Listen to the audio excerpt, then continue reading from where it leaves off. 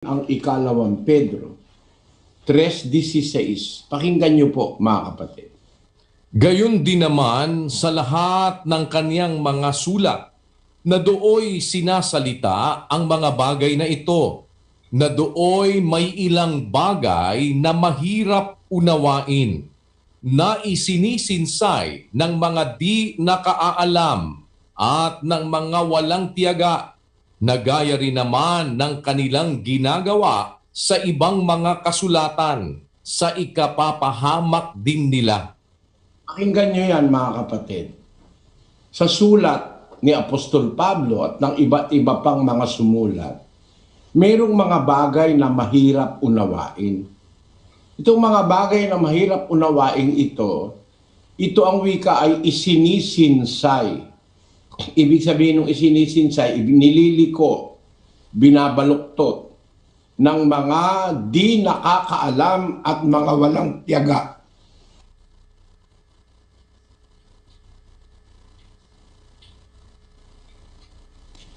Yung mga taong hindi matiyaga na magsaliksik, umunawa, ibinabaluktot nila yung mahirap unawain sa Biblia. Isinisinsay nila sa kanilang sariling ikapapahamak. Sino po ang mga taong ito? Anong klase ng tao? Itong mga hindi makakaunawa at binabaluktot ang salita ng Diyos sa Biblia. Ituloy natin sa 17. Kaya nga, mga minamahal, yamang nalalaman na ninyo ng una ang mga bagay na ito, ay magsipag-ingat kayo. Baka kung mangaligaw kayo sa pamamagitan ng kamalian ng masasama, ay mangahulog kayo sa inyong sariling katiyagaan. Yung palang mga pagmamali, gawain pala yon ng mga hindi nakakaunawa, kaya hindi naman nakakaunawa, masasamang tao. Baka maligaw kayo, ang wika ni Pedro, sa pamamagitan ng kamalian ng masasama. Tiyak na tiyak po, ang mga nagtuturo ng mali sa Biblia, masasamang tao. Yan yung hinuhulaan ni Propeta Daniel na yung masasama na yan, hindi talaga yan makakaunawa. Ano man ang gawin pagbabasa ng Biblia, hindi mauunawa ito ng mga taong masasama. Kaya, kung hindi naunawa, ililihis siya. Na ang sabi doon sa versikulo 15 o sa versikulo 16 na isinisinsay ng mga di nakakaunawa. Basahin nga natin ito sa 6 na wika na ating ginagamit para sa Pilipinas, mga kapatid na manggagawa. Ingon man sa tanan niyang mga sulat, nga kanila ginapamulong niya kining mga butanga, nga ang uban kanila, mga malisod nga sabton, nga ginatuis sa mga burong o mga mahuyang, ingon sa ginabuhat usab nila sa uban nga mga kasulatan, ngadto sa ilang kaugalingong pagkalaglag. Anti mo naman karing sabla ng sulat. This is, tayo mo na kapatid na rin. Tuloy natin yung 17 sa ikalawang Pedro sa Cebuhan. Busa kamo, mga hinigugma, sa nahibaluan ninyo kini nga daan, magmatngon kamo, aron dili kamo madala sa kasaypanan sa mga masupilon, ug mahulog kamo, gikan sa inyong kaugalingong kalig-on. Yun. Anti mo naman karing sabla ng sulat, sa sabiano karela deting bage adeti, akareti ating mapila na bage ang mga sakit talastasan, ading alang balu, ampon matibe babaluktot da, anti moing daraptan da karing aliwang kasulatan, dikil king sarili rang kasiran. Akasmat. Kakong kaluburan. Ikopin kakong kaluburan. Yarin king babalwan nyo nung makauna deting bage, mingat kayo. Amagkang nung midala kayo, king kabalatungan dading mga rawak. manabo kayo, manibat king sarili yung katibayan. Akasmat ti kunana, kadagiti isu amin asursurat na, no saon na kadagidjay asursurat, dagiti abanbanag, kadagiti na isao asursurat, at dadaduma abanag, anarigat nga awaten. Adagiti awan ti amuda, kadagiti dinatalged, kilkilwenda, akasmat kadagiti sabali asursurat, ama ipaay iti pakadadailan damot laeng. Dakay nga rod ay ayaten. Yan tangay amuyo dagiti abanbanag ana ipakpakauna. Aggalwad kayo. Dilakot ta may kanunong kayo iti pannakaalilaw dagiti managdakdakes ket mapasag kayo iti kinatib karyomot laeng. Siring man sa gabos niyang surat na nagtataramdyan dapit kan mga bagay na ini. Na diyan may nagkapirang mapaut pagsabuton na iyan binibiko kan mga mangmang asin mga dai nagdadanay. Siring kan ginigibo maninda kan ibang mga kasuratan manungod sa saindang pagkalaglag. Kaya kamo mga namumutan na nakakaaram na kan mga bagay na ini, mag-ingat tibaad sa pagkadara sa indo kan kasalaan kan mga maraot, kamo makabutas sa saindong pagdanay.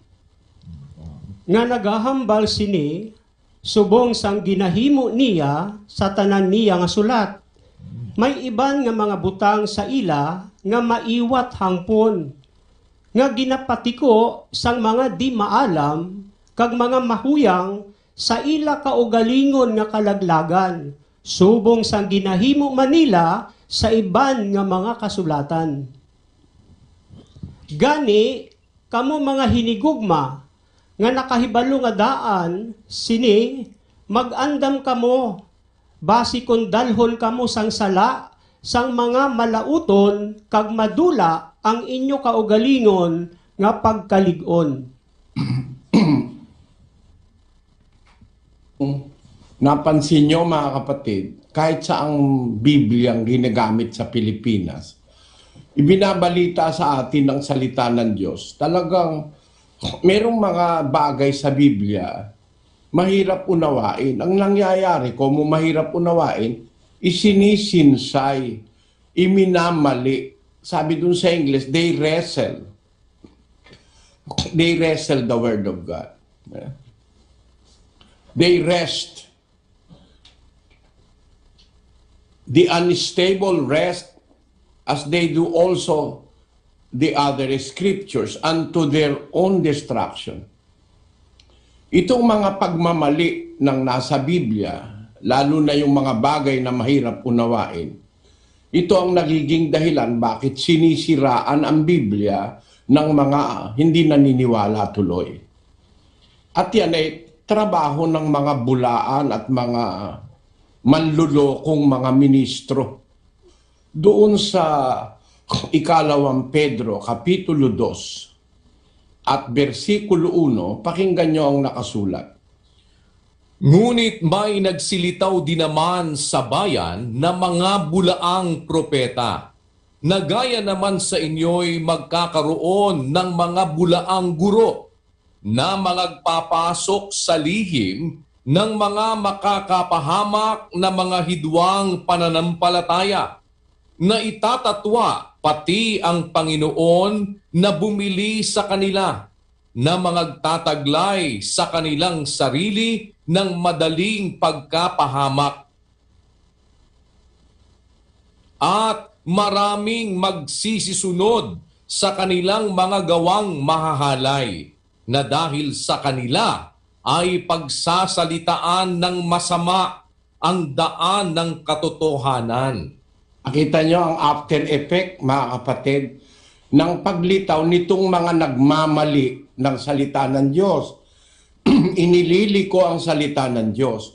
Ang after effect nito, sabi ni San Pedro, may lumitaw na mga bulaang propeta, nagtuturo ng mga mali, nagpapasok ng makakapahamak na hidwa o mali na pananampalataya, na dahil sa kanila, pagsasalitaan ng masama ang daan ng katotohanan. Dahil sa kanila, ang Biblia madidispresyo. Dahil sa kanila, ang tunay na relihiyon madidispresyo. Dahil sa kanila, ang tunay na Diyos didispresyohin ng mga tao. Dahil sa kanilang mga gawang mahahalay at sa mga ginagawa nilang pagmamali sa Biblia, dahil sa kanila, yun salita ni Pedro, dahil sa kanila, pagsasalitaan ng masama ang daan ng katotohanan. Yan po, gawa yan ng mga bulaang propeta, mga sinungaling, nagpapakunwaring kumikilala sa Biblia, pero ang Biblia iminamali, inililiko. Papatunayan po natin yan mula sa araw na ito at sa mga susunod kung loloobin ng Panginoon. Bibigyan ko kayo ng isang palaisipan ngayon kung paano naililiko ang Biblia ng mga hindi nakakaunawa rito.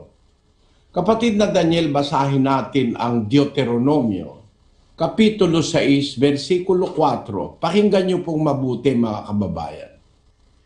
Dinggin mo, O Israel, ang Panginoon nating Diyos ay isang Panginoon. Ito, simple po ito eh.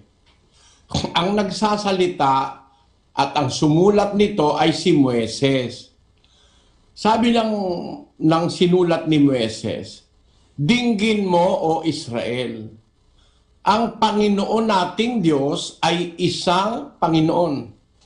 Yan. Binasa ngayon niya ng Iglesia ni Manalo. Ilan ika ang Diyos? Isa. No?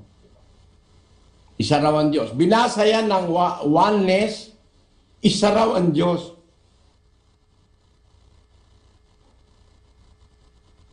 Sunod na konklusyon, como isa ang Panginoon ng Israel, at ang interpretasyon nila, isa ang Diyos, isa ang Panginoon, na konklusyon, si Kristo tao sa Iglesia ni Kristo.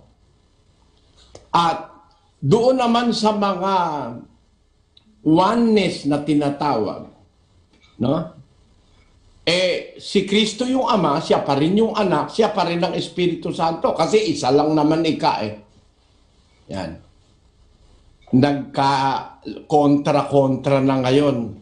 Kaya maglalaban ngayon ng diskusyon yung unisista o oneness, alam niyo yun siguro, na si Kristo raw mismo yung Ama, siya rin yung Anak, siya rin yung Espiritu Santo, at kalaban sila ng Iglesia ni Manalo na para sa Iglesia ni Manalo, si Kristo naman tao.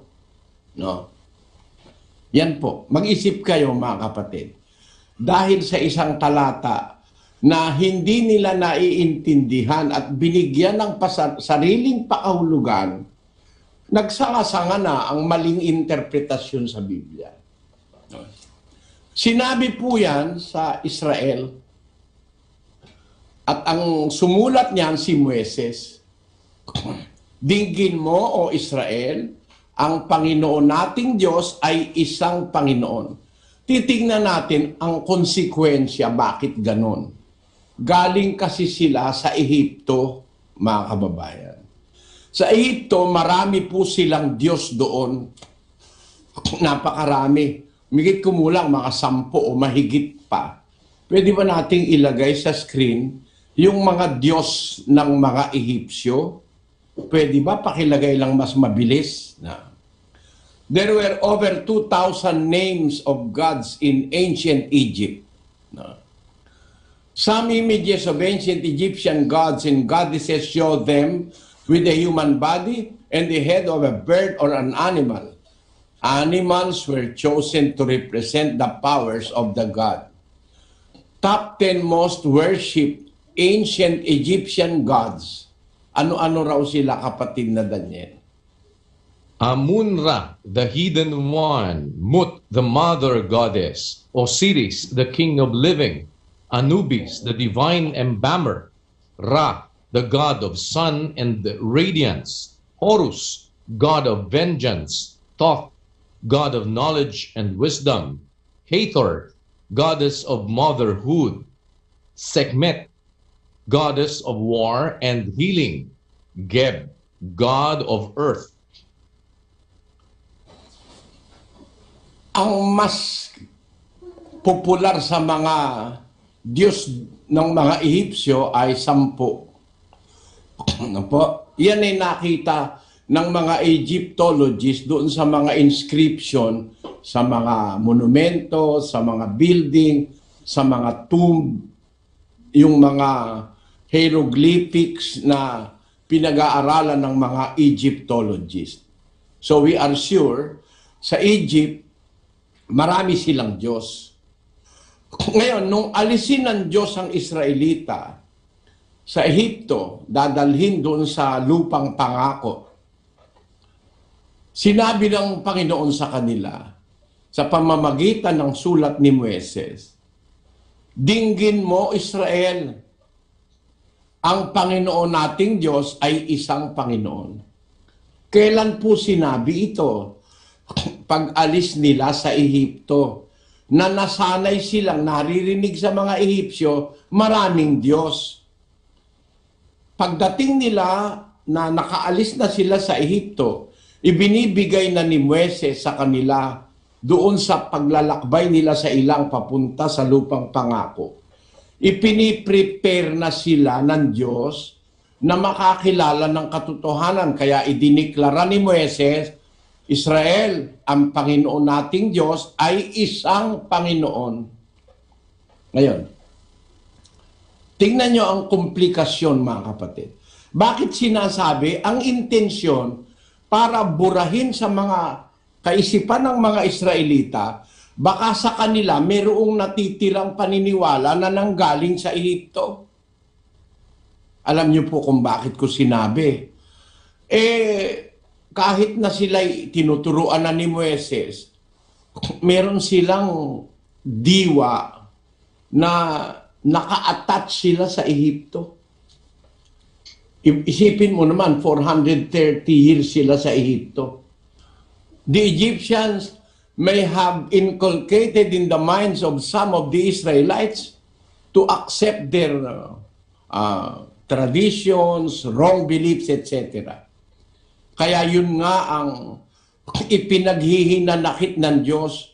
Nang alisin sila sa Ehipto, naalis sila, yung kanilang katawan naalis, pero yung kanilang puso naiwan sa Ehipto.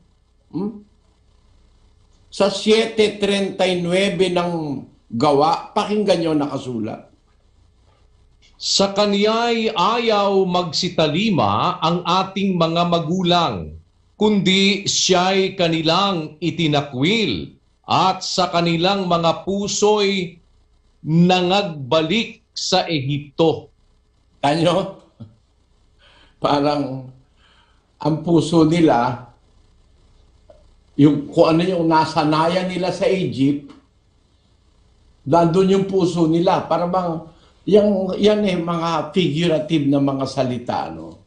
Mga matatawag nating mga salitang hindi naman literal eh. Ang kanilang puso bumalik sa Ehipto. Parang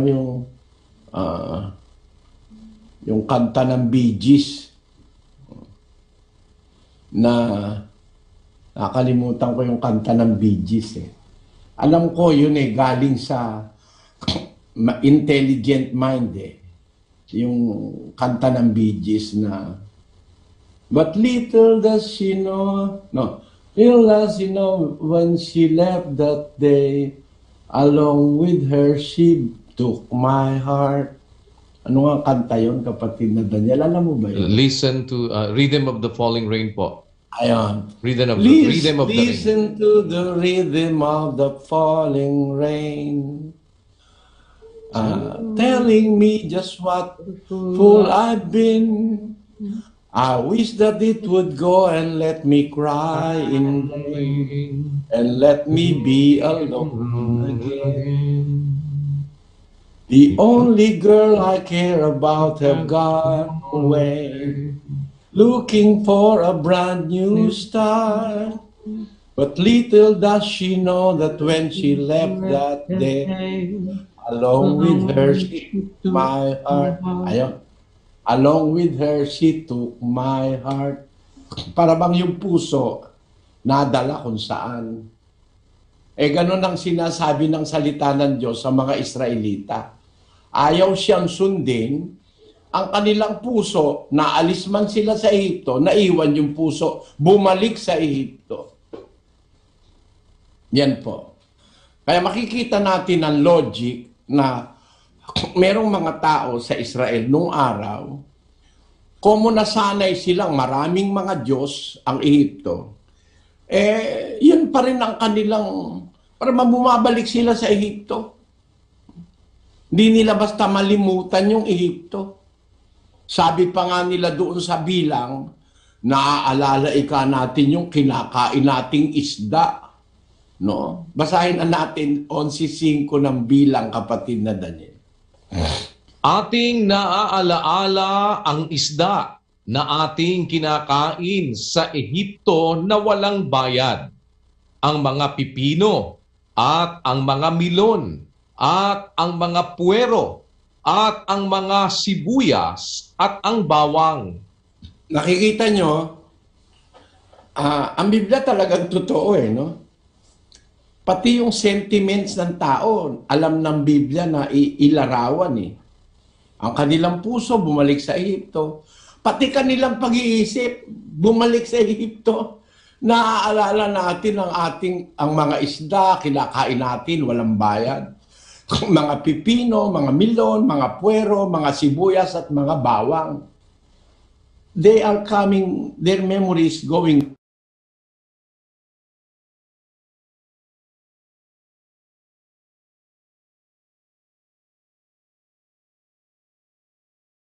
They are coming, their memory is going back to, as well as their hearts are going back to it.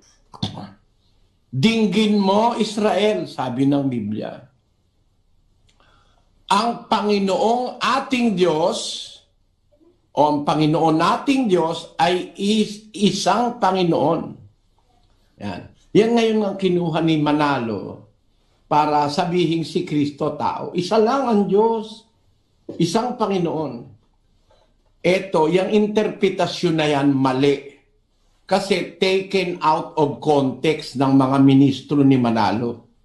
Bakit sinasabi, ini-emphasize, isang Panginoon ang mga Israelita? Nasanay silang marami. Inalis na sila sa Ehipto.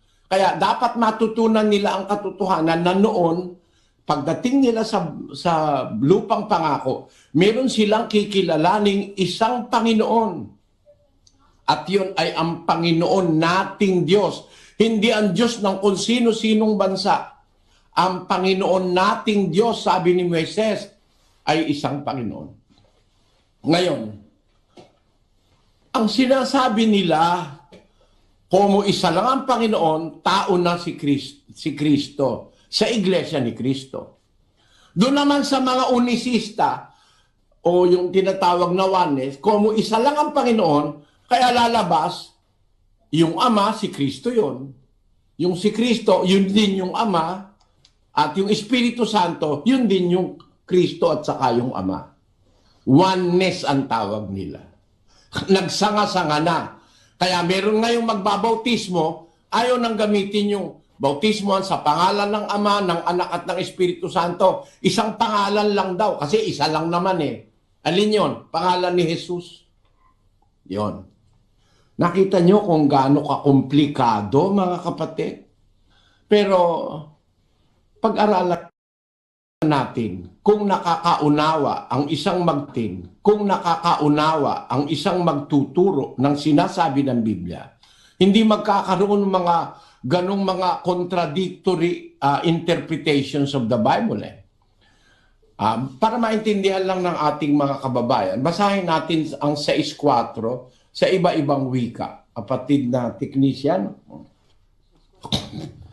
Magpatalinghog ka, O Israel, Ang Ginoo nga atong Dios maoy usa lamang ka Ginoo. Pakiramdaman mo, o Israel, ing Ginoo ake katang Dios, metong yang Ginoo. Denggem o Israel, ni Apo a Diyos tayo, iso ti maymaysa a Apo. Danguga Israel, an kagurangnan sa tuyang Dios, an kagurangnan sa sana. Pamatii o Israel, ang Ginoo nga aton Dios, isa ka Ginoo lamang.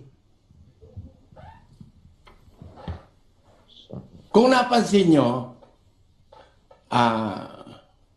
alam nyo mga kapatid, para bang napakalaki ng aking obligasyon sa inyong lahat na nakikita ko yung gravity ng pagkakaligaw ng mga tao kasi pag ginamit itong sitas na ito na kinuha out of context, hindi ikinonsider na kaya sinasabi ito, maraming mga Diyos sa Ehipto.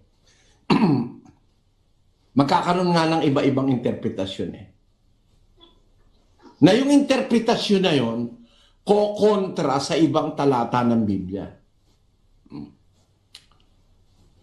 Kasi yung salita, dinggin mo o Israel, ang Panginoon nating Diyos ay isang Panginoon.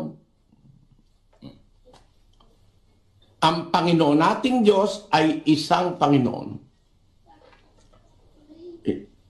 Ano lang po kung anyayahan ko kayo sa mas malalim, baka hindi masyadong maabot. Magbabaw muna tayo.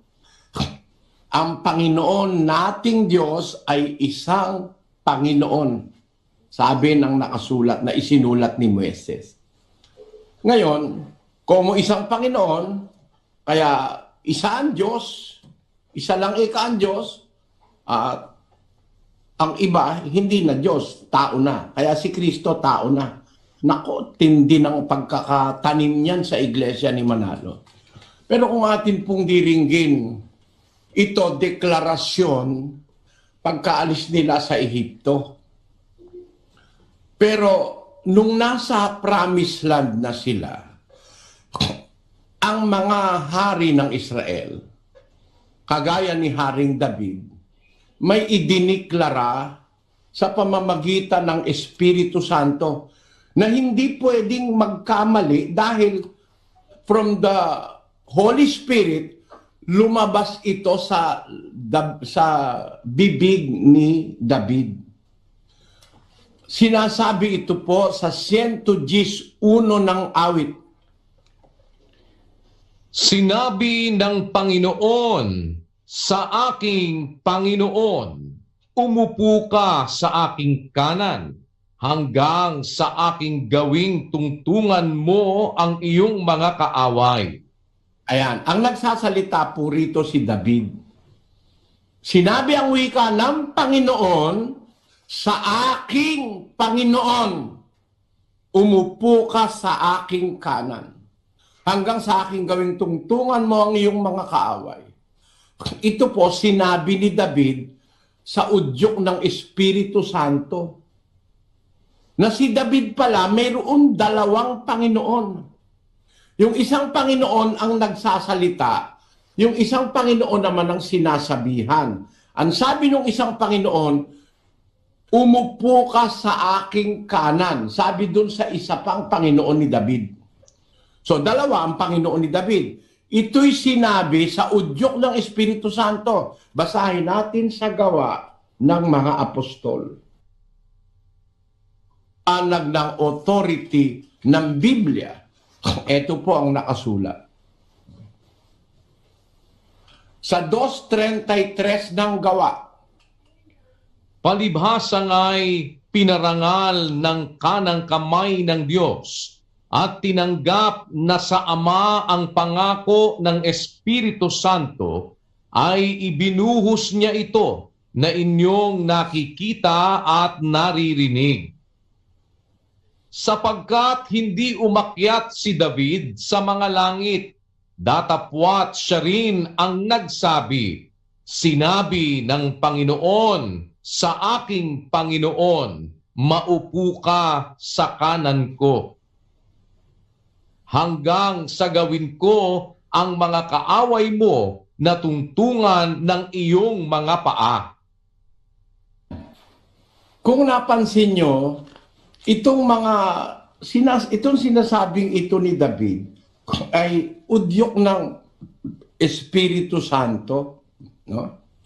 Kung uumpisahan natin sa 2:33 uli, kapatid na Daniel, Palibhasa nga'y pinarangal ng kanang kamay ng Diyos at tinanggap na sa Ama ang pangako ng Espiritu Santo, ay ibinuhos niya ito na inyong nakikita at naririnig.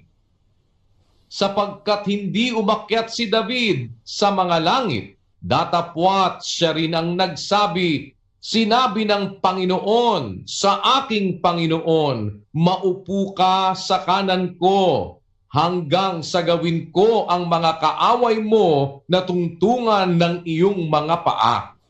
tuloy.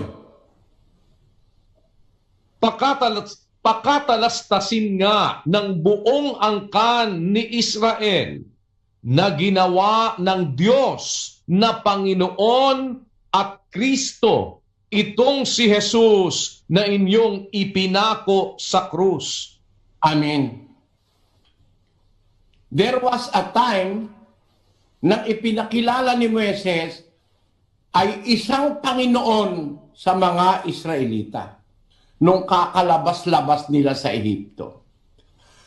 Pagkaraan ng maraming daang taon na nandoon na sila doon sa Promised Land, meron ng mga nakalipas na panahon ng mga hukom, sumunod na ang panahon ng mga hari.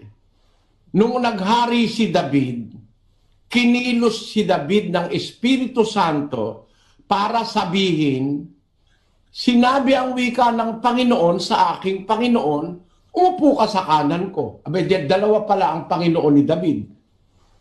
No? Paano nagkaganon? Samantalang ang unang deklarasyon sa Israel, isa lang ang Panginoon, nilang Diyos. Ba't ngayon dalawa ang binabanggit ni David?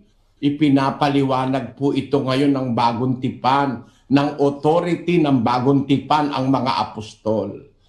Ang sabi sa 2:32 muna, kapatid na Daniel, Ang Jesus na ito'y binuhay na mag-uli ng Diyos at tungkol dito'y mga saksi kaming lahat. 33. Palibhasa nga'y pinarangal ng kanang kamay ng Diyos at tinanggap na sa Ama ang pangako ng Espiritu Santo, ay ibinuhos niya ito na inyong nakikita at naririnig. Ayon, palibhasay, pinarangal ng kanang kamay ng Diyos. Ito palang Panginoong Jesus, pinarangal ng kanang kamay ng Diyos. Binigyan ng karangalan. Binigyan ng pangalan na lalo sa lahat ng pangalan, sabi ni San Pablo. Pinarangal siya ng Diyos, pinadakila siya ng Diyos, no? Na pinarangal ng kanang kamay ng Diyos, tinanggap na sa Ama ang pangako ng Espiritu Santo, ay ibinuhos niya ito na inyong nakikita at naririnig na sa 34, sapagkat hindi umakyat si David sa mga langit, dadapot siya rin ang nagsabi, sinabi ng Panginoon sa aking Panginoon, maupo ka sa kanan ko. 35. Hanggang sa gawin ko ang iyong mga kaaway na tuntungan ng iyong mga paa. 36. Pakatalastasin nga ng buong angkan ni Israel. Ito'y second announcement. Yung unang announcement, nung hindi pa ipinapakilala si Kristo, sa 6:4 ng Deuteronomio,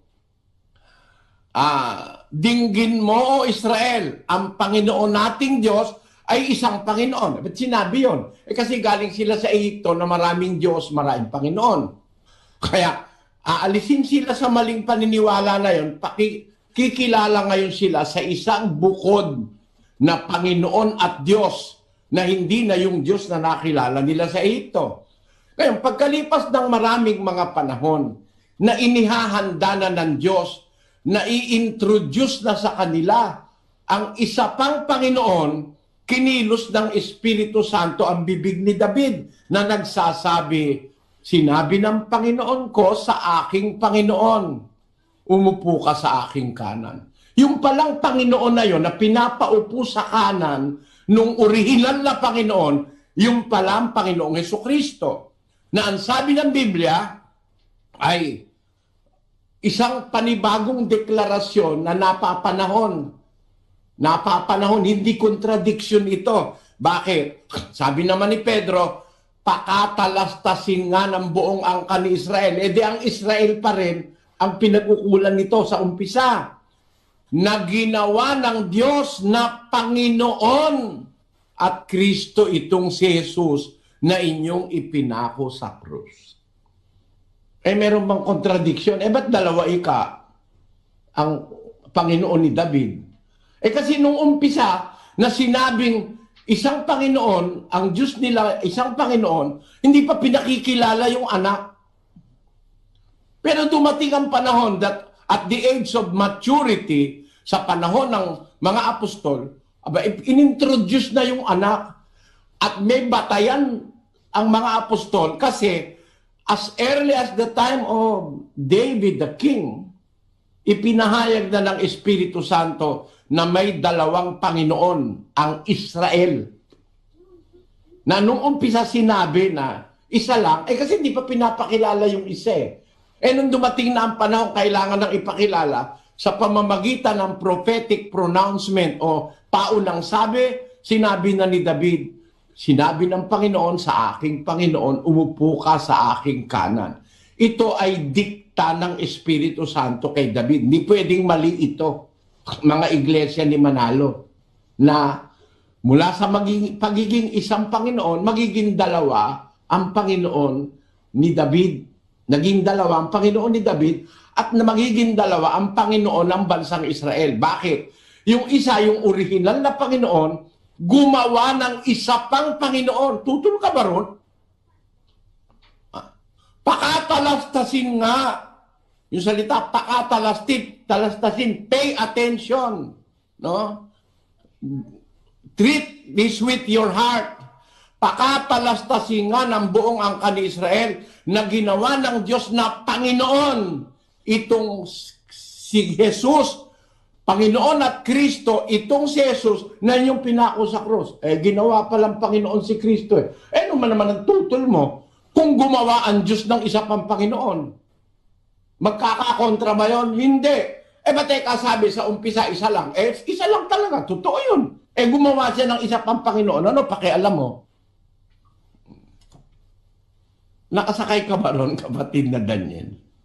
Opo, kapatid na Eli. Nung una, isa lang. Gumawa siya at hindi mo naman pwedeng pigilin yun kung gusto niyang gumawa. Gumawa siya ng isa. Kaya sinabi na po dun sa bandang huli na ginawa ng Diyos na Panginoon at Kristo itong si Jesus na inyong ipinako sa krus. Kung ginawa ng Diyos na Panginoon... kapatid na Daniel. Opo. Kapatid na Daniel, ang ano ngayon sa diskusyon, tanungin mo ngayon ng Iglesia ni Manalo, tunay bang Panginoon si Jesus? Pag sinabi... Tanungin niyo ang Iglesia ni Manalo, tunay bang Panginoon si Jesus?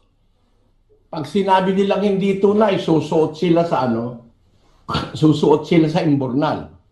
Ang Diyos ang gumawa Siya, yung original na Panginoon, ginawa niyang Panginoon si Jesus. Pag sinabi mong hindi tunay, sira ulo mo.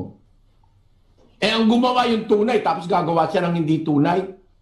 Kaya kung ang tanong, makakagawa ba ang amang Diyos ng Panginoon? Pwede, nakasulat nga ginawa niyang Panginoon at Kristo itong si Jesus. Ikalawang tanong. Yung Diyos na gumawa kay Kristo bilang Panginoon, ano yon? Di ba Diyos yon? Tanong, Yung bang Diyos pwedeng gumawa ng Diyos?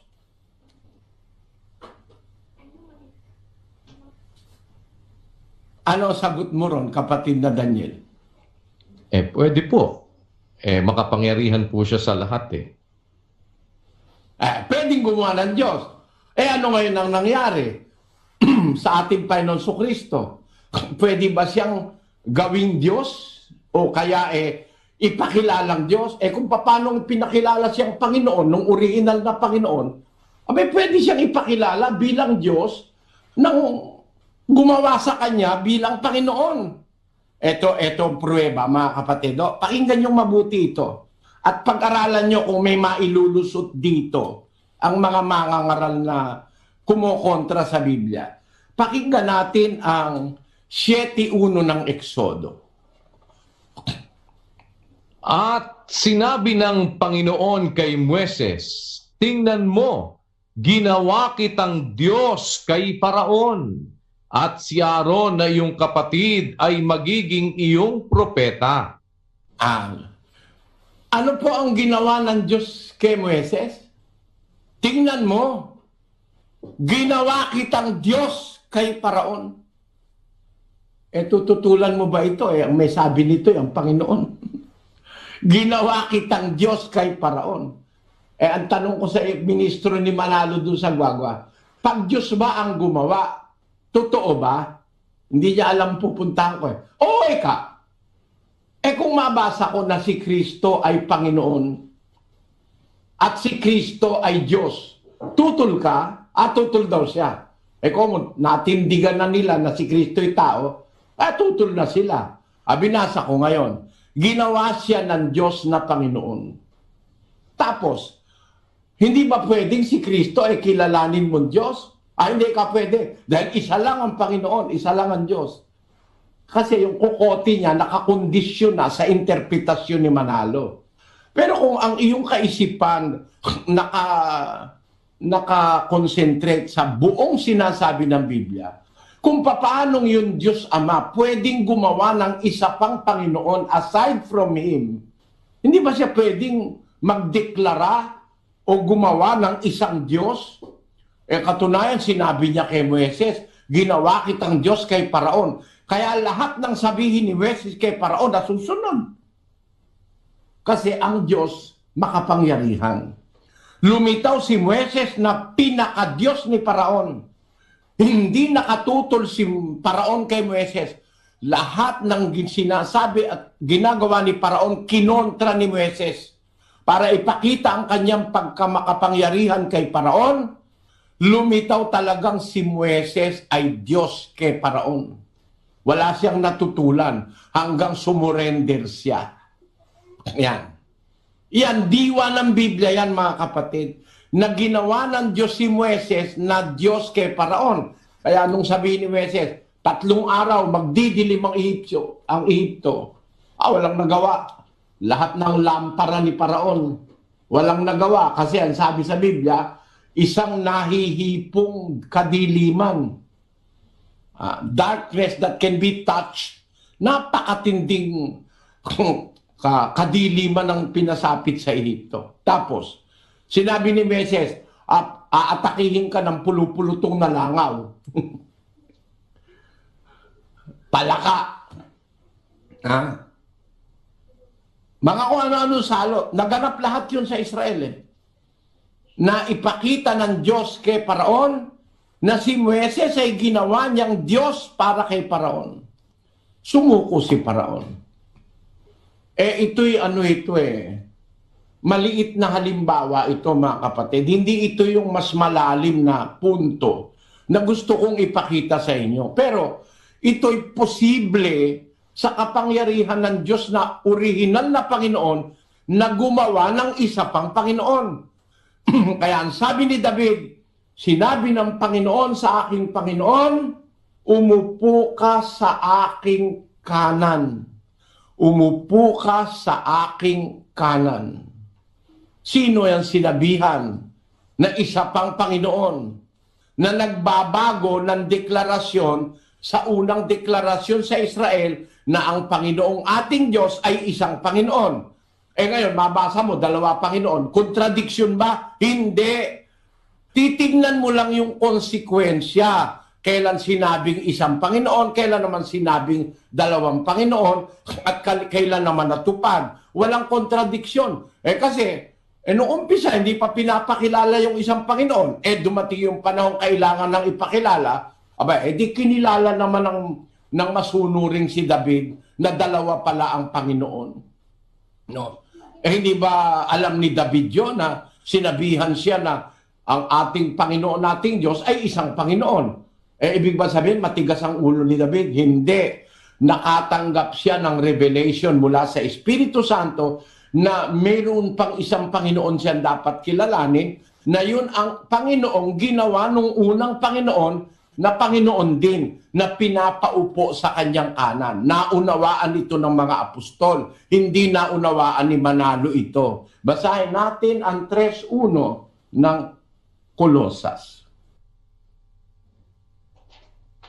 Kung kayo nga'y muling binuhay, nakalakip ni Kristo, ay hanapin ninyo ang mga bagay na nangasa itaas, na kinaroroonan ni Kristo na nakaupo sa kanan ng Diyos. Si Kristo nga pala, tama yung sinabi ng gawa, siya'y pinarangal ng Diyos, binigyan siya ng napakataas na karangalan, nang paupuin siya sa kanan. Bakit? Si Kristo pala yung kinatuparan na nakaupo sa kanan ng Diyos. Ito hindi matanggap ni Manalo ito na si Kristo yung nakaupo sa kanan ng Diyos. Ang gustong sabihin ni Manalo, si Kristo nakaupo sa Diyos. Bakit? Kung titignan ninyo ang kanilang mga pasugo, lalabas kasi yung nakaupo sa kanyang kanan ay Diyos. Kung babatay natin sa Biblia, sa Hebreo 1:7, pakinggan nyo. At sinasabi niya tungkol sa mga anghel, yaong ginagawang mga anghel niya ang mga hangin, at ang kanyang mga ministro ay ningas ng apoy.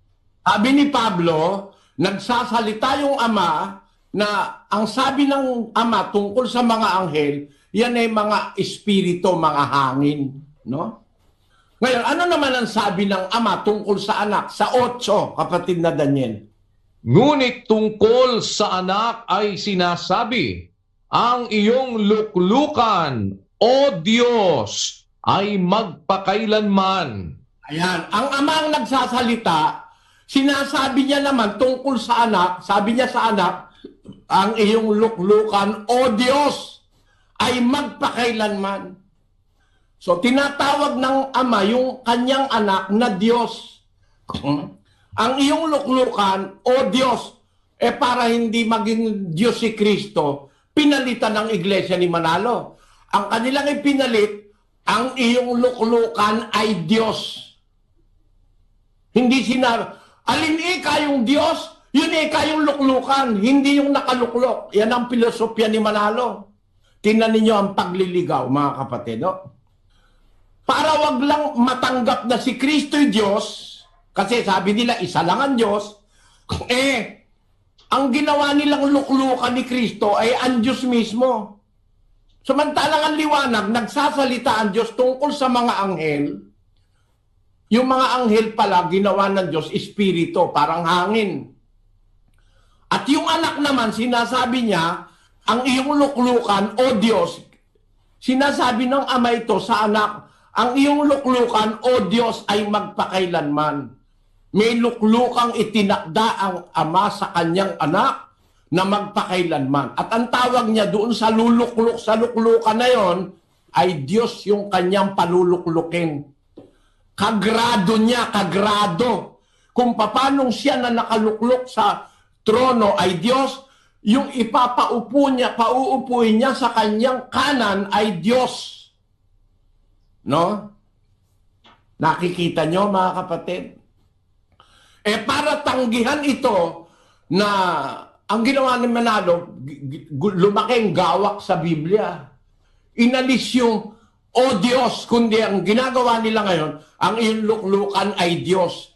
Ipinakikilala nila yung kanilang Kristo na walang galang. Sukat upuan mo yung Diyos mismo.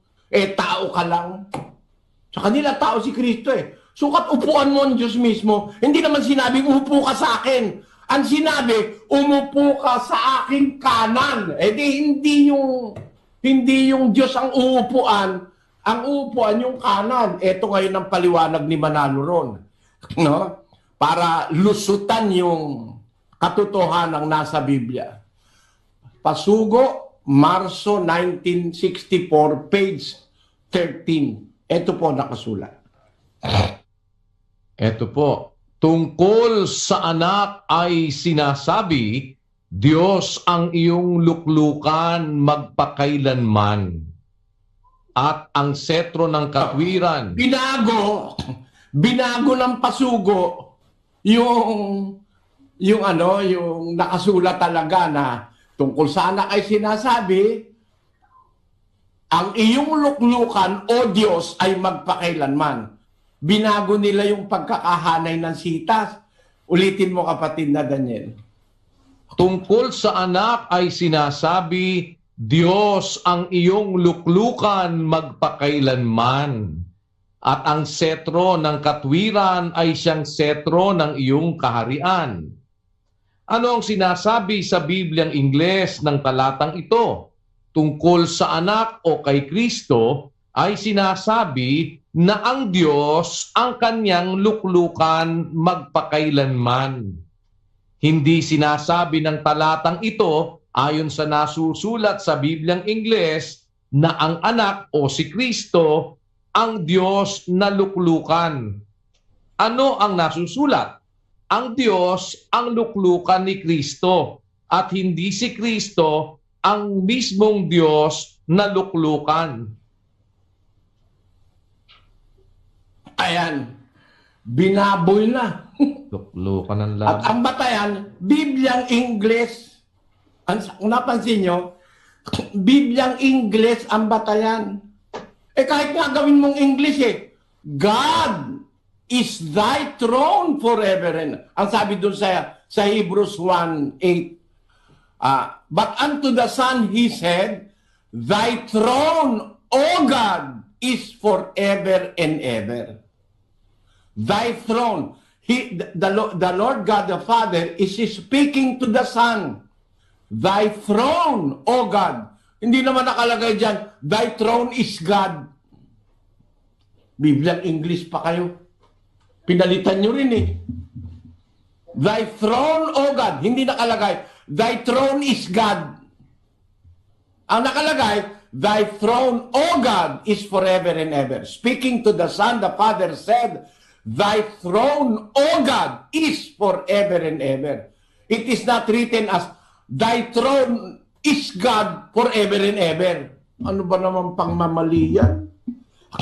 Sabi mo, Bibliang English. Ba't mo minamali? Mali na sa grammar, mali pa sa logic. Kasi hindi naman doon pinapaupo sa Diyos si Kristo Ang ibig daw sabihin ng Diyos doon, yung Diyos daw, yung luluklukan, hindi yung luluklok. Lalong napasama. Bakit? Abay, biro mo yung Diyos ang luluklukan. Ang luluklok tao. Ano ba namang klaseng Kristo na kilala ni Manalo? Kristong tao na walang galang sa kanyang ama, luluklok mismo sa kanya. Para patunugin lang na ang Diyos yung luklukan at hindi yung luluklok ang Diyos. Samantalang sa espiritu ng Biblia, yung luluklok hindi sa Diyos, luluklok sa kanan ng Diyos. Sa kanan, ang ibig sabihin nun, pag pinapaupo ka sa kanan, binibigyan ka ng karangalan. Sabi ni Pedro, pinarangal siya ng Diyos. No? At dahil pinarangal siya ng Diyos, ginawa siyang Panginoon. At ipinakilala siyang Diyos. Ang iyong luklukan o Diyos ay magpakailanman. Ang liwanag nun At yun pagpaparangal ng Diyos sa kanya, 8:1 ng Ebreo. Ang kinauuwian nga ng mga bagay na aming sinasabi ay ito, mayroon tayong isang dakilang saserdote na nakaupo sa kanan ng luklukan ng karangalan sa mga langit. Ayon, nakaupo sa kanan ng luklukan ng karangalan sa mga langit. Nakaupo siya sa kanan ng luklukan ng Diyos. Hindi sinabi, nakaupo siya sa Diyos. Wala nun. Mga kapatid, pasensya. Talagang tataasan ka ng ng presyon dito sa mga manliligaw sa Biblia. Ang sinasabi raw kan Diyos, hindi si Kristo, kundi yung inuupuan ni Kristo. Hindi naman nakasulat sa Biblia ang Diyos inupuan ni Kristo Ang umupo si Kristo sa kanan, na ang kahulugan nun, pagbibigay ng Ama sa Kanya ng karangalan. No? Siya'y nakaupo sa kanan ng kaluwalhatian o ng karangalan sa mga langit.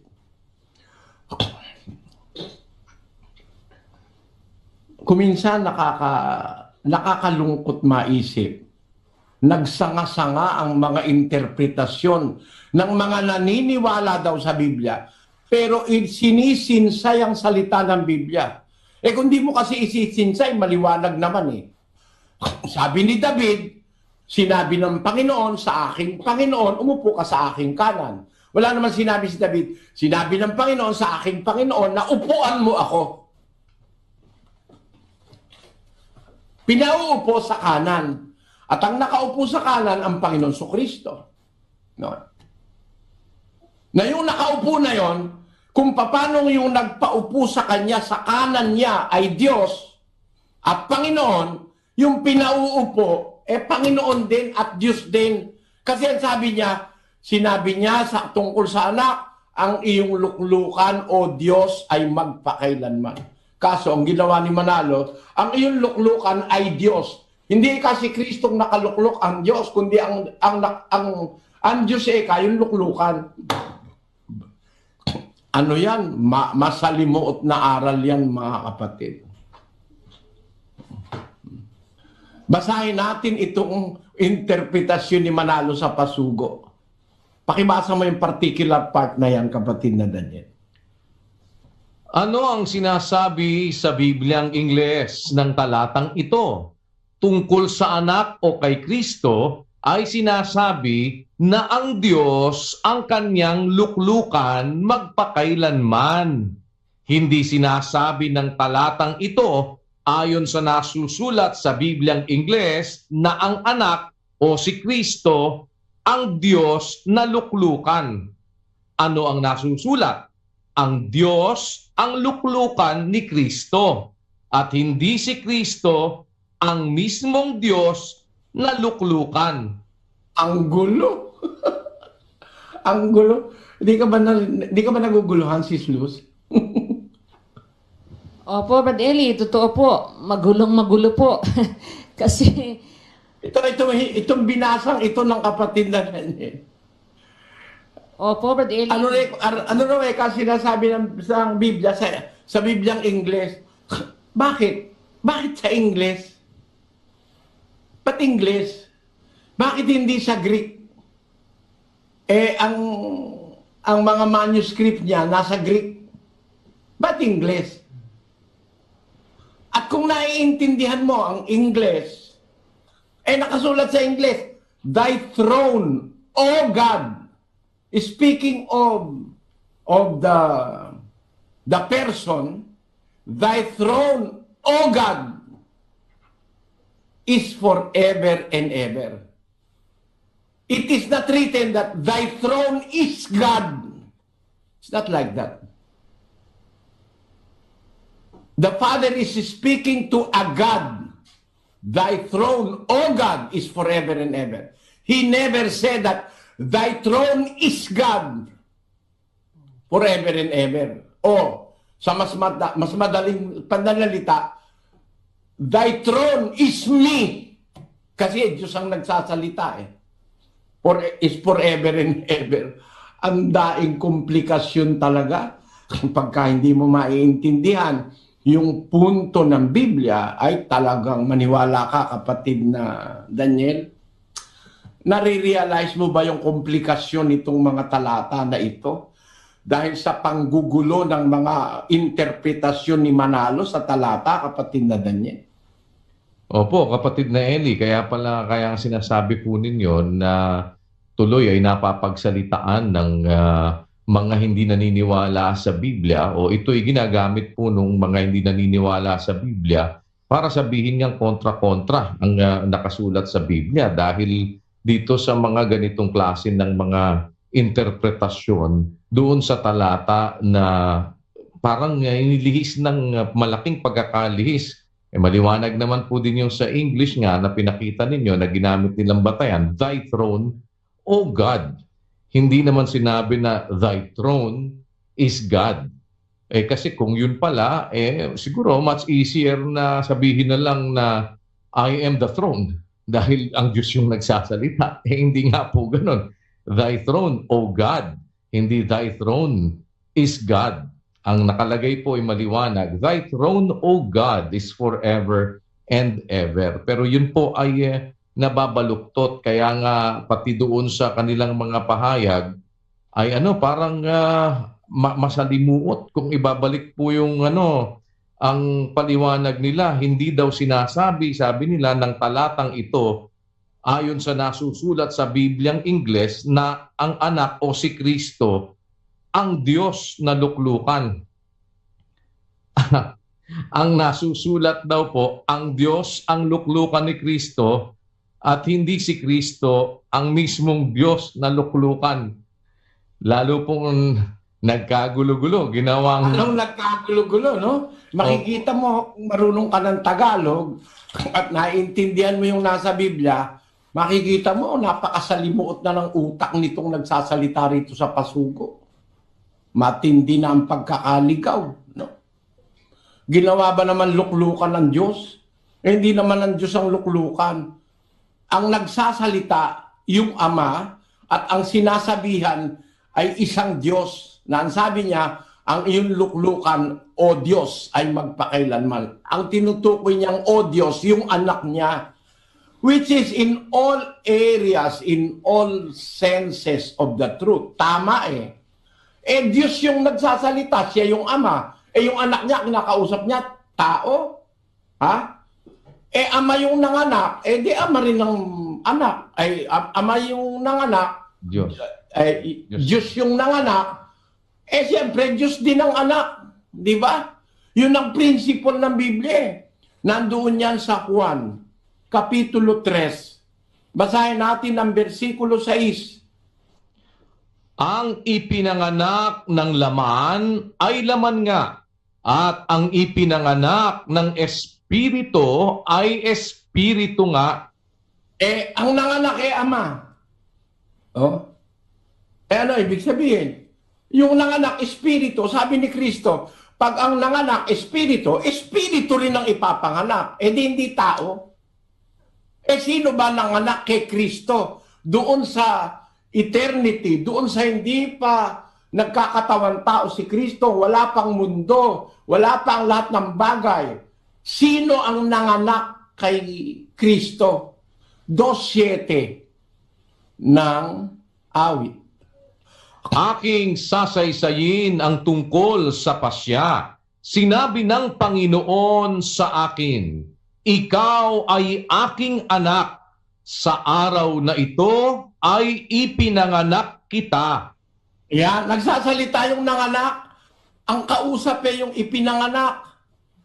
Sinabi ng Panginoon sa akin, ikaw ay aking anak. Sa araw na ito ay ipinanganak kita. Ibinigyan ng kahulugan niya ni Pablo sa Hebreo Puntahan natin ang Hebreo sa 1:5. Sapagkat kanino nga sa mga anghel sinabi niya kailanman, ikaw ay aking anak, ikaw ay aking ipinanganak ngayon, at muli ako'y magiging kanyang ama, at siya'y magiging aking anak. Ayan, ang paliwanag ni Pablo, yan ang Panginoon Kristo. Hindi sinabi yan ng Diyos sa kahit kaninong anghel. Kanino nga sa mga anghel sinabi niya kailanman, ikaw ay aking anak. Ikaw ay aking ipinanganak ngayon.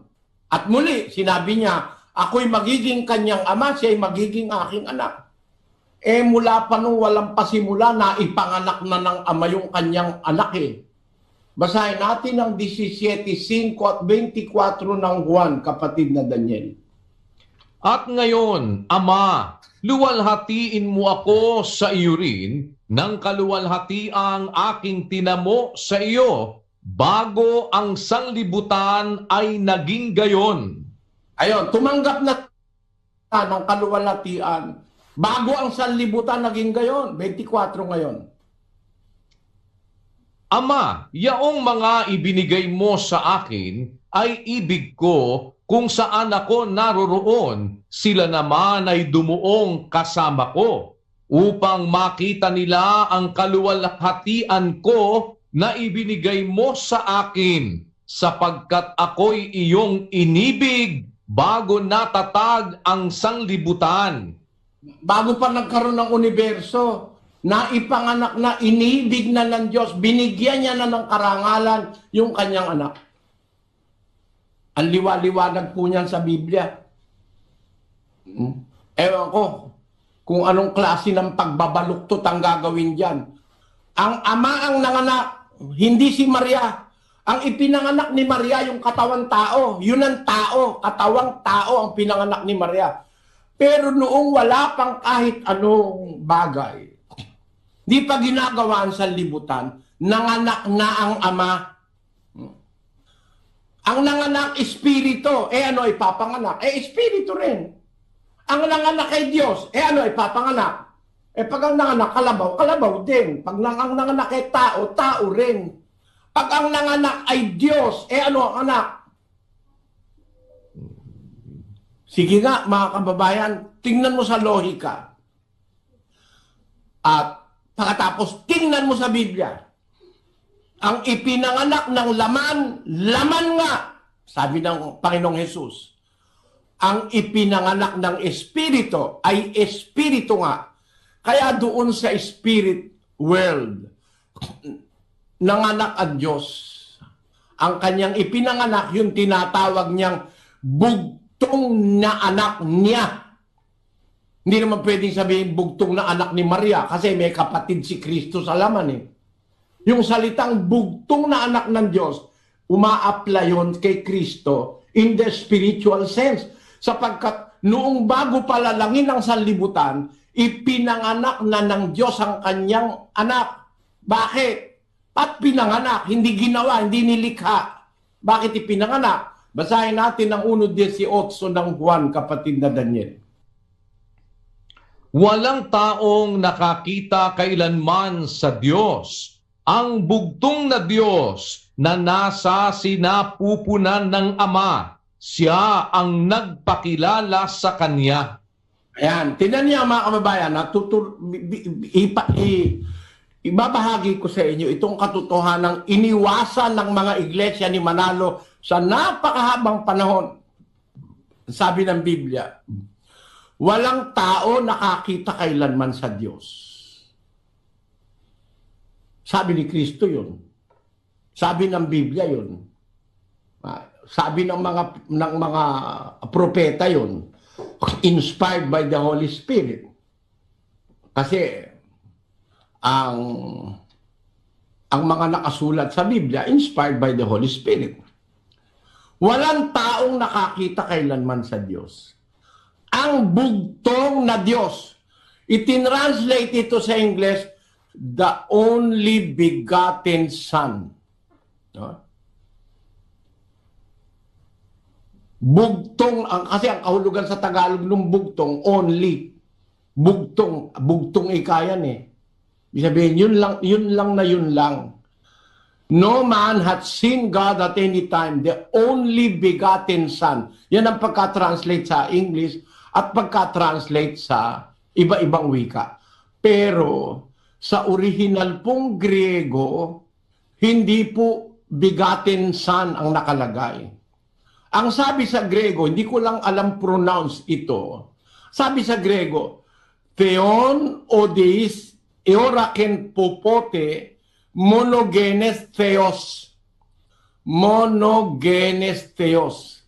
Ang kahulugan, kung tatagalogin mo na eksakto sa Tagalog, bugtong na Diyos. Hindi sinabing bugtong na anak, kundi bugtong na Diyos. No? Sa kabutihan palad, mayroon tayo ngayong ebidensya na mas tama yung salitang bugtong na Diyos, no? O monogenes theos kesa sa monogenes huios. Kasi ang ginagamit ng karamihang Biblia ay monogenes huios. Pero ang talagang tama doon sa Greek na papyrus, sa Greek na mga interlinear, sa Greek na mga tinatawag nating manuscript, ang nakalagay monogenes theos. Mayroon pang nadiskubring ebidensya na tama talaga yung monogenes theos. Bugtong na Diyos. Ito po yung tinatawag na the Bodmer Papyrus. Pakinggan niyo po ito. Pakibasa mo, kapatid na Daniel. The Bodmer Papyri. The Bodmer Papyri are a group of 22 papyri discovered in Egypt in 1952. They are named after Martin Bodmer, who purchased them. The papyri contain segments from the Old and New Testaments, early Christian literature, Homer and Menander. The oldest, 66, dates to 200 AD. Most of the papyri are kept at the Bibliotheca Bodmeriana in Cologne, Switzerland, outside Geneva. Ito po, itong nadiskubring itong papyrus o papyri ay nandoon po sa sa Bibliotheca Bodmeriana in Cologne, Switzerland. Kahit sinong mga taga ron sa Switzerland, pwedeng mag-check nito, nandoon yan. Ang nakalagay po dyan, dun sa isang bahagi niyang Bodmer Papyri, ay monogenes theos, or the only begotten Son. Napakatandang dokumento nito. Bago pa na i-translate ang Biblia sa iba-ibang mga lingwahe, 200 ang date nito, mga kapatid, more or less nandun sa mga 200 years after the apostles of Christ. Hindi pa masyadong polluted ang mga Biblia noon eh. Ang nakalagay, monogenes theos, or the only begotten God. Ito, hindi ito kailanman ituturo ng Iglesia ni Manalo. Kasi, pag itinuro nila, begotten God, lalabas si Kristo, Diyos. The one who begot him is God, and the one who is begotten is God. Kaya, tama ang sabi ni Pablo sa Ebreo. Kanino sa mga anghel sinabi niya kailanman, ikaw ay aking anak. No? Ikaw ay aking ipinanganak ngayon, sabi niya. Kaya ang sinabihan lang ng Diyos na anak niya, yun talagang ipinanganak niya. Ang tawag sa Biblia, begotten God. Diyos na bugtong na ipinanganak. Yan iiwasan ni Manalo yan. Maski ministro ni Manalo, hindi tatalakayin yan. Gagamit sila ng iba't ibang salin ng Biblia, bagaman alam naman din nila na kung reliability ang pag-uusapan, mas reliable ang mga tinatawag nating ancient manuscripts. Malapit na malapit sa panahon ng mga apostol. Wala pang 200 taon o mga 200 taon. Ibig sabihin, kung kumokopya noon ng mga tao ng kopya ng Biblia by kamay, kaya manuscript sulat kamay hindi pa masyadong maraming polusyon noon ng Biblia na kagaya ngayon na pinulyot na ng mga saksi ni Jehova, lahat ng salitang Diyos at Panginoon pinalitan ng Jehova. Ang salitang iglesia pinalitan ng kongregasyon. Maraming kinalikot ang saksi ni Jehovah sa mga manuskrito ng Biblia. Pero kine-claim nila, truthful translation daw yon from the original Greek. Kitang-kita mo ang panluloko nitong mga saksi ni Jehovah Pag-aaralan din naman natin yan Huwag kayong mainip. Ang atin lang tinatrato ngayon, yung mga deklarasyon sa Biblia na hindi kinukonsider yung konteksto at hindi kinukonsider yung panahon na nang sabihin sa Israel, ang Panginoon nating Diyos ay isang Panginoon. Tama yun, walang contradiction doon. Pero later, nung kailangan ng ipakilala ang anak maging sa hula, nagsalita na ang mga lingkod ng Diyos kagaya ni David. Ano ang sabi ni David? Sinabi ng Panginoon sa aking Panginoon, umupo ka sa aking kanan. Nagpapakilala na ang Espiritu Santo na may isa pang Panginoon. Yung Panginoon na nagsasalita at ang sinabihan ay isa pang Panginoon na sabi niya dun sa isang Panginoon, umupo ka sa aking kanan. Hindi niya sinabing, upuan mo ako. Para interpret na ang upuan daw ay ang Diyos. Hindi daw yung nakaupo ang Diyos. Para tanggihan lang na si Kristo'y Diyos. Kundi ang Diyos daw na tinutukoy ay ang upuan. Makikita nyo mga kababayan kung ano na naging komplikasyon ng mga pag-misinterpret sa Biblia and taking the verses of the Bible out of context. Pero maliwanag, ang nanganak, espiritu ang dapat ipanganak. Nanganak ang Diyos bago pa nilalang ang sanlibutan, na ipanganak na ang Kristo. Ano nga yun si Kristo? Di espiritu. Ano? Nung ipanganak siya, espiritu siya. At nung pumunta siya sa lupa, ipinanganak naman yung katawang tao kung saan siya tatahan, ipinanganak naman ni Maria. Nakahanda na yon. Basahin natin ang Gis 5 ng Hebreo. Kaya't pagpasok niya sa sanglibutan ay sinasabi, hain at handog ay hindi mo ibig, ngunit isang katawan ang sa akin ay inihanda mo. Considering all logic, mga kapatid, considering the context of the entire scriptures, and considering the facts and the figures, ang nagsalita ang Ama, ang original na Panginoon. Sinabi niya sa pangalawang Panginoon, ikaw ay aking anak. Sa araw na ito, ipinanganak kita. Wala pa ang mundo, pinanganak ng Panginoon Kristo bilang isang espiritu na galing sa sinapupunan ng Ama. Taman-tama doon sa Bodmer Papyri at sa ibang mga manuscript ng Biblia na tinatawag si Kristo begotten God. Bakit? Galing siya sa sinapupunan ng Ama. Parang yung tupa, galing sa sinapupunan ng tupa. Pag naipanganak, tupa rin yun. Wala pa akong nabalita ang nanganak tupa, ang ipinanganak leon. Wala nun. By rule of nature and by rule of spiritual rule o spiritual law, ang nanganak espiritu, ang ipapanganak espiritu. No? Ang ipinanganak ng laman nga. Ang pinanganak ng espiritu nga. Ang Diyos ay espiritu. Ano ipapanganak niya? Espiritu rin. Yung espiritong ipinanganak niya, tinawag niya na anak niya. Ang tawag ng Biblia ron, begotten God. Bugtong na Diyos, galing sa sinapupunan ng Ama. Kaya nga ipinanganak na sa loob ng sinapupunan ng Ama, ipinanganak ng Amang Espiritu, Espiritu rin yun. Ang tawag doon, bugtong na Diyos. Pero, nung susuguin na sa lupa, yung ipinanganak ng Ama bago pa nilalangan sa libutan, sinabi, pagpasok niya sa sanlibutan, hindi pala dito nag-umpisa si Kristo, yung anak. Kasi ang sabi ni Pablo, pagpasok niya sa sanlibutan, sinasabi, hain at handog di mo ibig.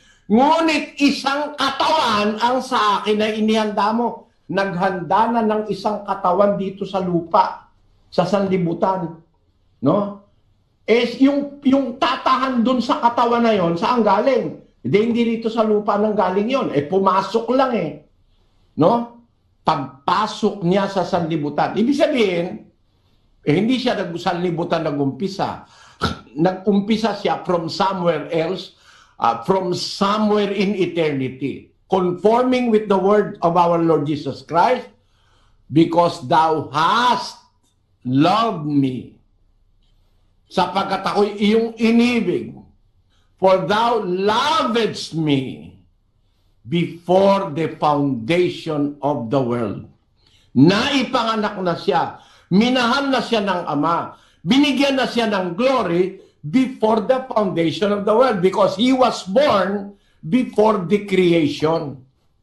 Napakaliwanag dyan sa Biblia, mga kapatid.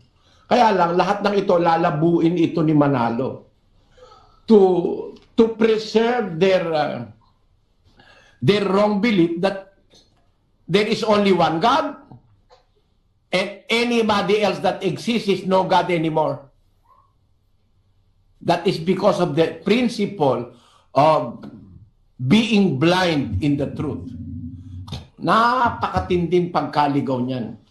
Marami ng minanipulang sitas, marami ng mga sitas na iniling siya, hindi na pinansin, pati ba naman ang English pa pinagbabatayan na ang English maniwala kayo mga kapatid. Maniwala po kayo. Napakalaki ng contradiction na ito. Ito ang ating sa tulong ng Diyos, iisa-isang hihimayin sa mga darating nating pag-aaral ng salita ng Diyos. Siguro na ipakita ko sa inyo ngayon kung gaano ka-komplikado ito mga kapatid. Nagkasanga-sanga Nagkasanga-sanga na. Dahil lang sa preconceived idea na si Kristo ay tao, pipilipiti na yung mga sitas. Hindi natatanggapin na ang luklukan, yung kanan, hindi ang Diyos. Kasi sabi ng Diyos, lumukluk ka sa aking kanan. Para mapalitaw na ang Diyos yung luklukan, pinalitaw nila, ang Diyos ang iyong luklukan. Hindi naman sinabing ang Diyos ang iyong luklukan ang sinabi, ang iyong luklukan o Diyos. At ang luklukan na yon, nung Diyos na luluklok, ay nasa kanan noong Diyos na Ama. Hindi po yan natatapos dyan, mga kababayan. We are going to treat this more specifically, always regarding the context and the idea and the spirit of the Holy Scriptures. Yan po ang aabangan ninyo sa mga susunod nating Bible study. Siguro, next week na Bible study from Monday to Thursday, tatratuhin natin ito, mga kapatid. Bukas po yata, tayo kapatid na Daniel, exposition? Opo, kapatid na Eli, kung loloobin po ng Panginoon, bukas ay schedule naman po ng ating Worldwide Bible Exposition. Kapatid na Eli, alas 7 din po ng gabi, kapareho rin ng oras kung saan ay pwede naman pong makapagtanong yung atin pong mga kababayan, mga kapwa-tao sa iba't ibang panig ng daigdig na sila po ay makakonekta naman sa atin para po sa ating discussion na ginagawa po ninyo na yun namang kanila pong mga concerns ang inyo pong binibigyan ng katugunan sa pamamagitan ng salita ng Diyos. Ganon din pong oras, alas 7 po, ay magkaugnayan po tayo sa iba't ibang mga pamamaraan ng ating makabagong teknolohiya na ginagamit para po makarating sa inyo ang ating pong signal, ang dating daan Worldwide Bible Exposition. Matanong ko lang, kapatid na Rodel, nakita mo ba yung napakalawak na pagkaka-entanglement ng mga bagay-bagay dito sa ating pinag-aaralan, kapatid na Rodel? Ako kasi, nalulula ako kung minsan dun sa kawalanghiyaan ng mga pastor na pinipilit iliko itong Biblia. Matanong nga kita, si kapatid na Josel at saka yung iba nating kasama. Opo, kapatid na Eli. kitang-kita po namin kung paano natutupad yung sinasabi ng Apostol Pedro eh. Ibinabaluktot po yung nakasulat, kapatid na Eli eh. Dahil nakabasa kasi ng isang talata, nag-conclude na po doon. Hindi na ikino-consider po ang ibang mga talata sa Biblia. Kaya makaka-encounter po sila ngayon ng mga problema doon sa paniniwalang kanilang naging konklusyon po nila. So para magsolusyonan yung problema nila, ang gagawin nga po nila, babaluktutin kahit na talagang napakagarapal na po. Biro mo, yung ginawa sa Hebreo 1:8, ang ginawang luklukan ay ang Diyos. Lalabas sa kanila, ang luklukan ang Diyos. Ang luluklukan ni Kristo, ang Diyos mismo. Tapos sa bandang huli pa, pinapalabas pa, hindi ka yung ang luklukan ay hindi yung Kristo, kundi ang luklukan ay yung Diyos. Ano na po yung kapatid na Eli? Makikita mo talagang sinadya na pong minanipula. Hindi po kagaya sa atin, kapatid na Eli. Pag nabasa po ninyo yung talata, kung salita ng Diyos yun, sigurado naman tayong hindi adulterated, salita talaga ng Diyos, tinatanggap po natin. Tinuturo nyo po sa amin, sinasampalatayanan po natin. Pag nakakita ng parabang tila kontradiksyon, kung paniwala po natin ng Diyos, hindi naman niya kokontrahin ng sarili niya, hinahanap po natin yung paliwanag. At awa ng Panginoon sa pagtuturo ng Diyos sa atin, nakikita po namin walang kontradiksyon, kapatid na Eli, maliwanag. Sa umpisa sa Israel, ipinakilala ang Panginoon na isang Panginoon. Napakaganda po nung natutunan namin ngayon na ang timing po pala ng pagkakasabi noon ay yung pagkaalis ng mga Israelita sa Ehipto, na sa Ehipto napakaraming kinikilalang mga Diyos at mga Panginoon. Kaya nung alisin sila roon, tinuruan sila na ang Diyos na dapat nilang kilalanin, isang Panginoon. Nung time na yun hindi pa ipinapakilala ang ating Panginoong Jesucristo. Pero sa udyok ng Espiritu Santo, sa bibig ni David na propeta, na isa ring Israelita, ipinakilala niya po, may dalawang Panginoon. Sinabi ng Panginoon, sa aking Panginoon. Na sa paliwanag naman sa Bagong Tipan, doon sa gawa, ang tinutukoy po ni David ay ang Panginoong Jesucristo. Na si Kristo, ginawang Panginoon. Di dalawa. Yung Panginoon, gumawa ng isa pang Panginoon. Di tanggapin mo yon, dalawa talaga ang Panginoon. Panginoon ng Ama, Panginoon ng ating Panginoong Jesucristo. Wala tayong kontradiksyon, kapatid na Eli, kasi naniniwala tayo sa nakasulat sa Biblia. Ang problema po sa kanila, nag-conclude ng isang paniniwala nila, pag naka-encounter ngayon ng kukontra ng paniniwala nila, babaluktutin na po nila, mamanipulahin na nila. Kagaya nga ng sabi nyo, imbis magpunta sa Grego, nagpupunta kung saan yung tingin nila papabor sa kanila. Wala silang pakialam kung ano yung tama. Ang habol nila, ano yung pwede nilang gamitin para itama yung kanilang paniniwala. Salamat na lang sa Diyos, kapatid na Eli. Hindi po ganun ang aming mangangaral. Isang mangangaral na kagaya ng mga mangangaral nila na kung ano yung maipilit, ano yung kanilang nakonklusyon, talagang hahanap na lang sila ng paraan para yun na ibaluktutin. Salamat sa Diyos, ito po sa atin, hindi nyo po kami ganun iminulat sa Biblia, kapatid na Eli. Tinuruan nyo kami rumespeto sa salita ng Diyos sa Biblia. At kung meron tayong hindi muna naiintindihan, hingin natin sa Diyos at awa ng Diyos, wala pong contradiction sa amin, kapatid na Eli. Sa akin po, maliwanag yon, pero grabe po yung ano na yon. Pambabaluktot na yun sa 1:8 ng biro mo, hanggang sa gawin mong parang napakalapastangan ni Kristo. Pag-akit sa langit, inupuan yung Ama. Tao siya, uupuan mo yung Ama. Dahil yung Ama ang luklukan. Malabo po yun.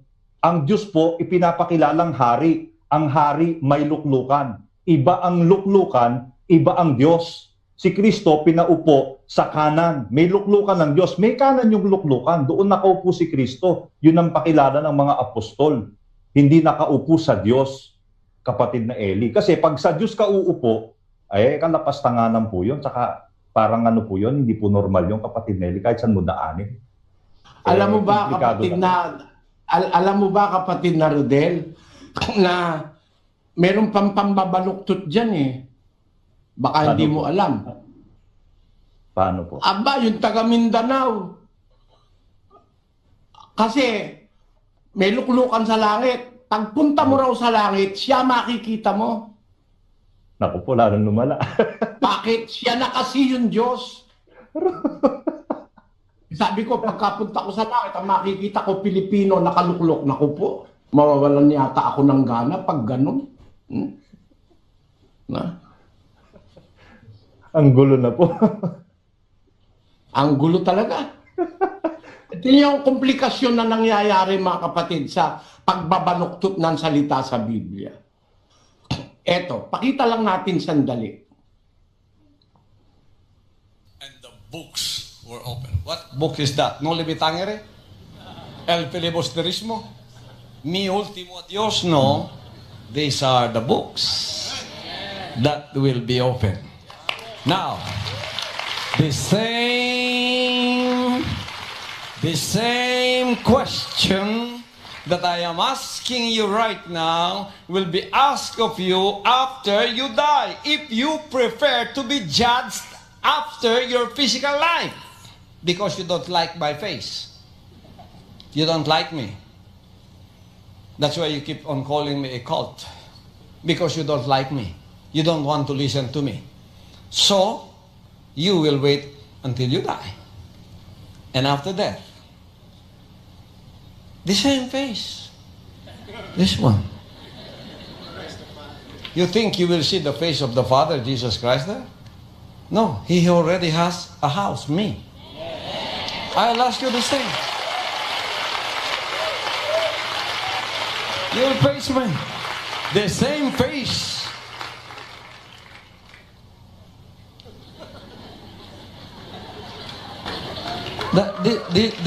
Di ba na si Pastor Kibuloy mo na? Oh. Siya kaya po nga ito katubangon pagkaman sa itong kamatayon. Ako takanginon, kingnan taka sa una, ako ang nawong samahan. Ang amahan niya sa sulod na ako. Ang ama nasa loob ko. Ako ang kanyang mukha.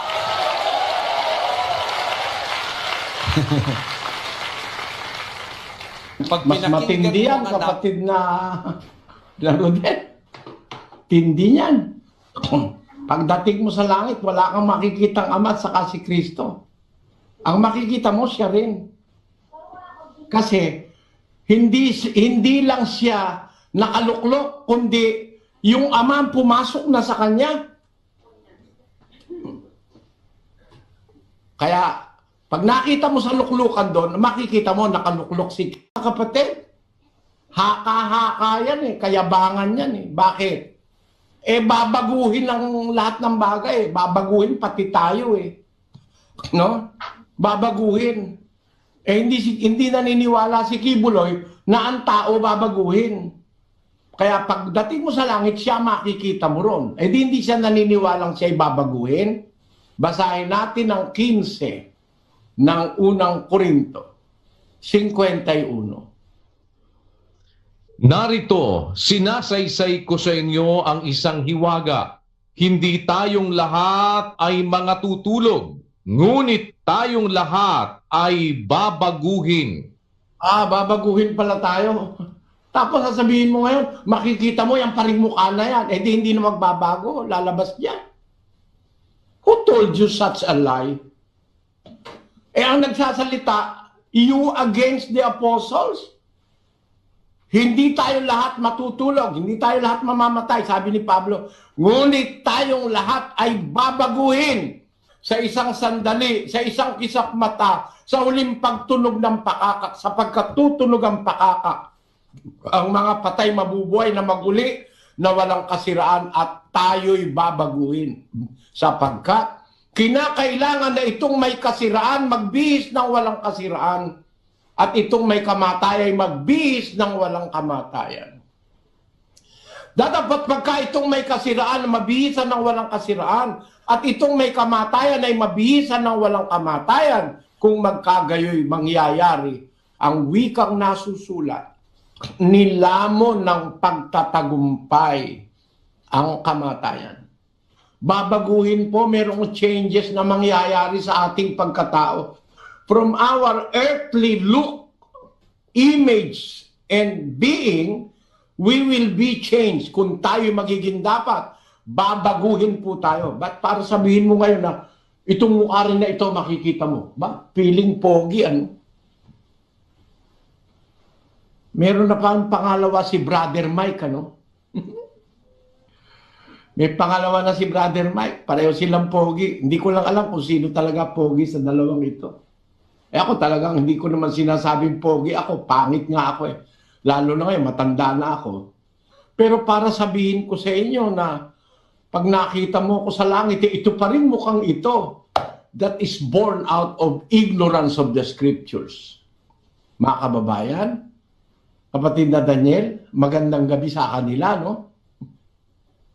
Opo, kapatid na Eli. Sana nga maganda po ang gabi nila at hindi sila po, maalala po nila ang ating mga katwiran ng Diyos na pinag-aralan at maalis naman sa isip nila yung baka makita nila pag saan sila makarating eh. Maisip nila, yun din pala makikita ko pagdating ko doon.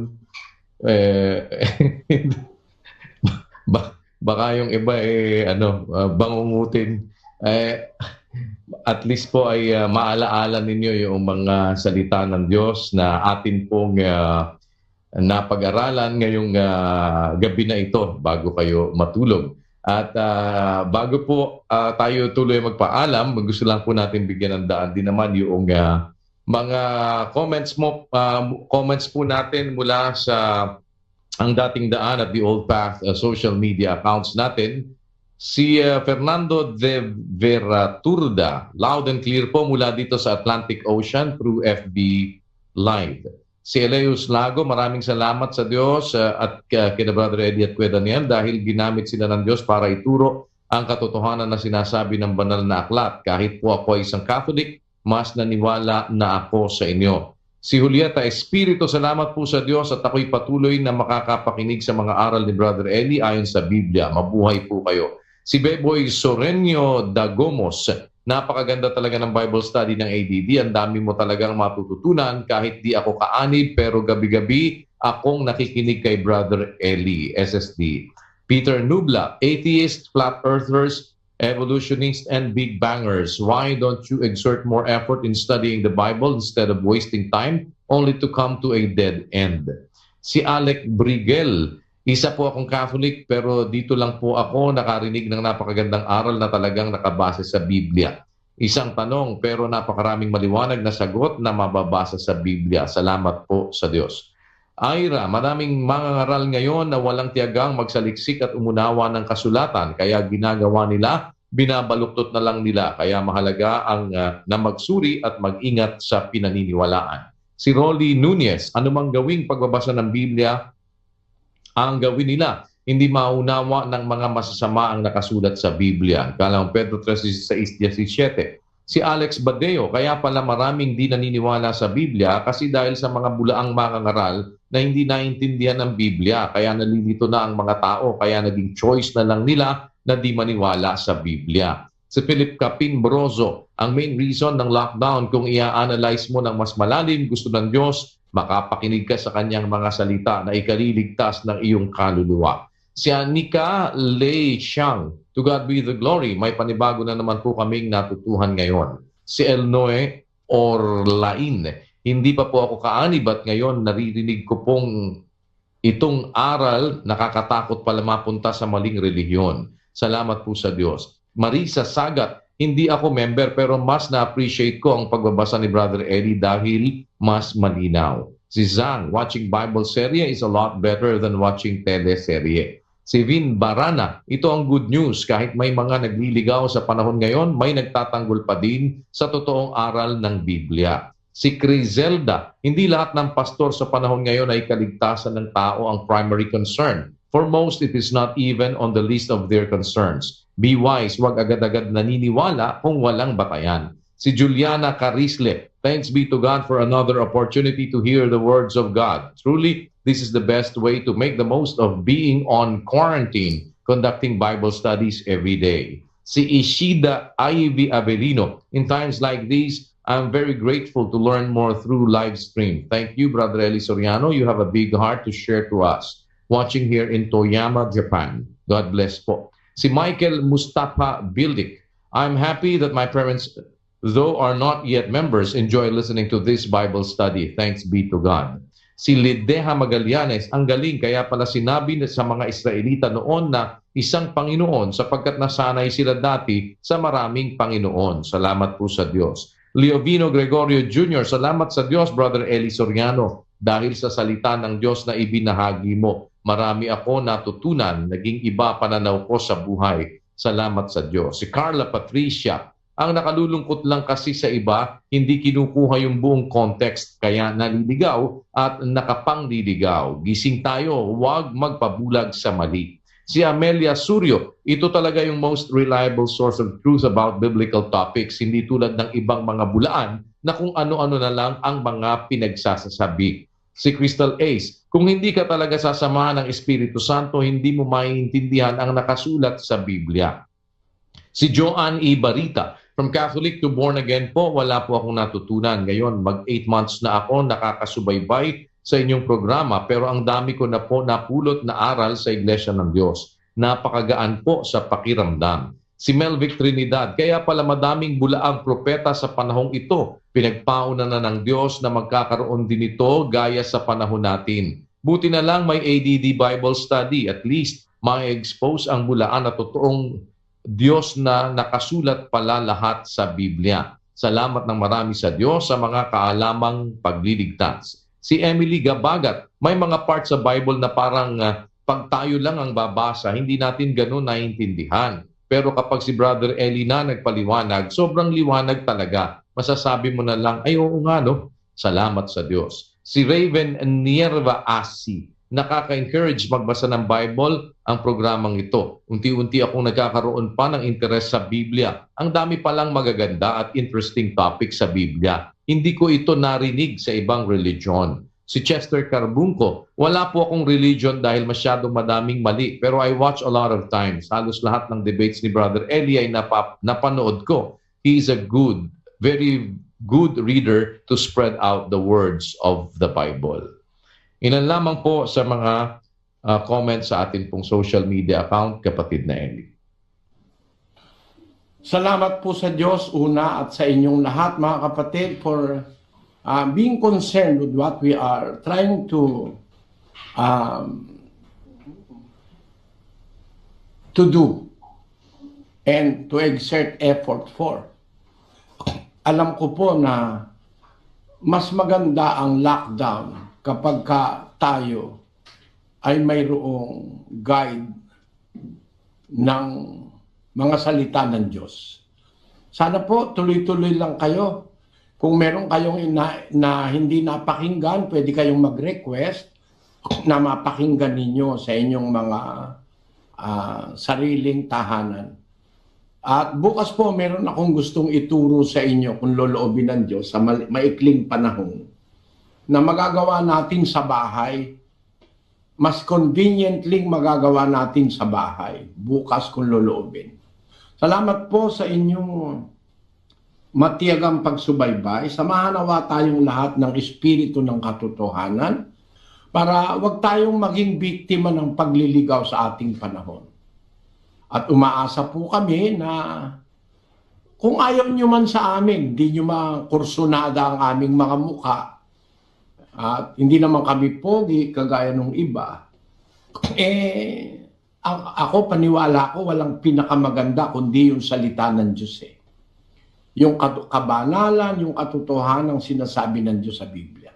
Sana po yun ang abangan nyo. Huwag nyo nang tingnan yung pagmumukha ko. Ang tingnan nyo yung kagandahan ng kabanalan na sinasabi sa Biblia. Yung kagandahan ng katwiran na sinasabi sa Biblia. Yung nasa aklat ng Awit 29:2, pakibasa mo bilang huling talata ngayon, kapatid na Daniel. Ibigay ninyo sa Panginoon ang kaluwalhatiang marapat sa kanyang pangalan. Inyong sambahin ng Panginoon sa kagandahan ng kabanalan. Ayon. Worship the Lord in the beauty of holiness. Kagandahan ng kabanalan. Magandang gabi po. Bago po tayo